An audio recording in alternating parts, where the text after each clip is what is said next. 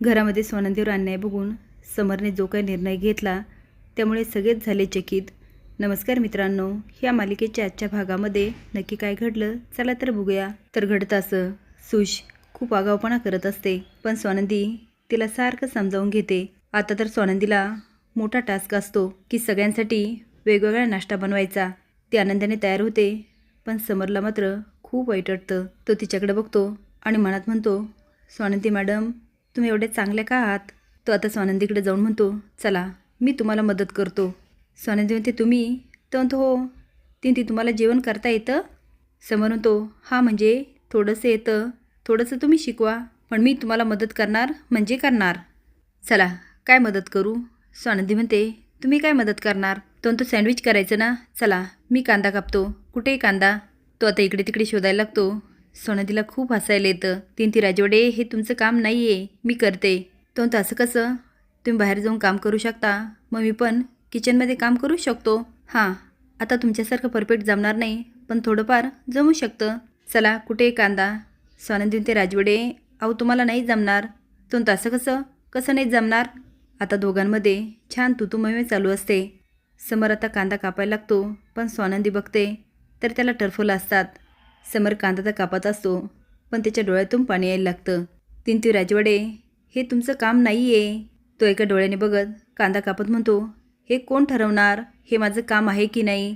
आता समरच्या डोळ्यातून खूप पाणी येत असतं. तो अक्षरशः दोन्ही डोळे झाकतो आणि तसाच कांदा कापत असतो. स्वानंदी म्हणते, अहो डोळे झाकून कांदा कापत नाही, अहो बोट कापेल, द्या बरं माझ्याकडे. ते आता घ्यायला लागते पण काही केल्या समर काय सोडत नाही आणि म्हणत असतो, स्वानंदी मॅडम तुम्ही राहू द्या बरं, हे बघा काही झालं तरी आज मी कांदा कापणार म्हणजे कापणार. स्वानंदी म्हणते, का तुम्ही हट्टीपणा करताय? समर म्हणतो, मग तुम्ही का करताय? तुम्ही ना एक नंबरच्या हट्टी आहात. ती म्हणते, मी हट्टी आहे?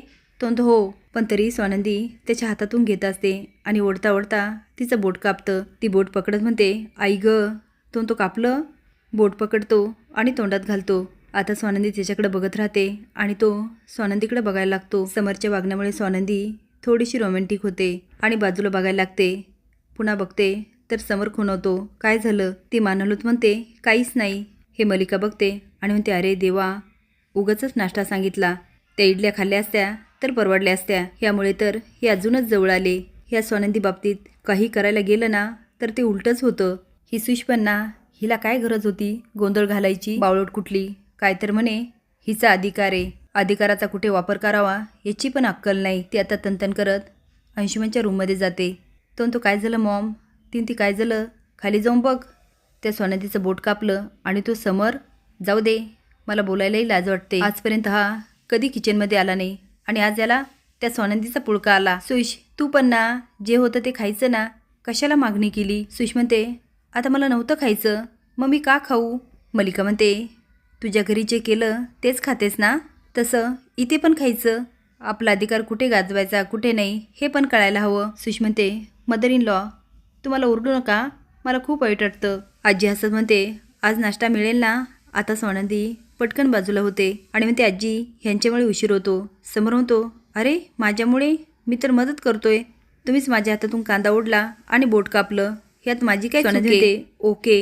तो ओके? हा आता कसला ओके? ती म्हणते, माझी चूक झाली म्हणून ओके. तो मग ठीक आहे. सुश येते आणि म्हणते, ताई झाला का ब्रेकफास्ट? मला खूप भूक लागली आहे. समोर म्हणतो, हो हो होतोय, तुम्ही डायनिंग टेबलवर बसा. आता सगळ्या गोष्टी तर होतात पण समरच्या डोक्यामध्ये वेगळंच काहीतरी यायला लागतं की स्वानंदी मॅडम घरासाठी किती राबतात, कुणाला काय आवडतं कुणाला काय नाही आवडत, काय हवं आहे काय नको आहे ते सगळं बघतात पण यामध्ये स्वतःचा अजिबात विचार करत नाही. त्यांच्यासाठी त्यांच्या आवडीचं काहीतरी केलं पाहिजे. आता समरच्या डोक्यामध्ये सारखं खेळत असतं आणि तो ऑफिसमध्ये जातो. निकी आणि आनंद येतात. निकी म्हणते, का रे काय झालं, का बोलवलंस? तो सांगतो तुम्ही आधी बसा. आनंद म्हणतो, समर काही प्रॉब्लेम आहे का?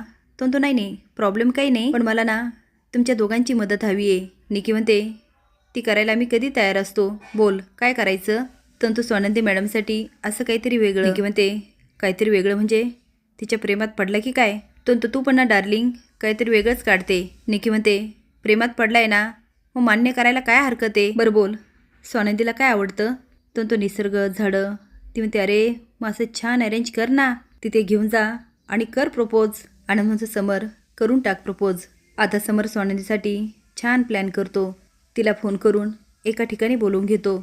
स्वानंदी म्हणते काय झालं, इथे का बोलवलं? तो सांगतो तुमच्यासाठी सरप्राईज आहे. स्वानंदी म्हणते सरप्राईज? तो स्वानंदीचे डोळे झाकतो. ते असून म्हणते राजवाडे काय चाललंय? तो आता घेऊन जातो आणि स्वानंदीच्या डोळ्यावरून हात काढतो. तर समोर असतं I love you Swanandi madam. ते स्वानंदी बघते आणि हरकून जाते. ती आता हसायला लागते आणि समरकडे बघते. समर म्हणतो तंतु स्वानंदी मॅडम तुम्ही माझ्या आयुष्याचा एक अविभाज्य भाग झालात.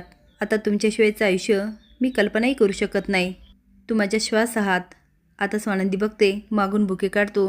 स्वानंदीला देत म्हणतो सौभाग्यवती स्वानंदी समर राजवाडे, माझं तुमच्यावर विलक्षण प्रेम आहे. I love you. स्वानंदी त्या बुके घेते आणि तिला खूप आनंद होत असतो. तेवढ्या तिच्या डोक्यावर गुलाबाच्या पाकळ्या पडतात. आता समर एवढं थांबत नाही बरं का. स्वानंदीसाठी एकामागून एक सारखे सरप्राईज असतात. असेच नवीन अपडेट जाण्यासाठी लाईक आणि सबस्क्राईब करा. धन्यवाद.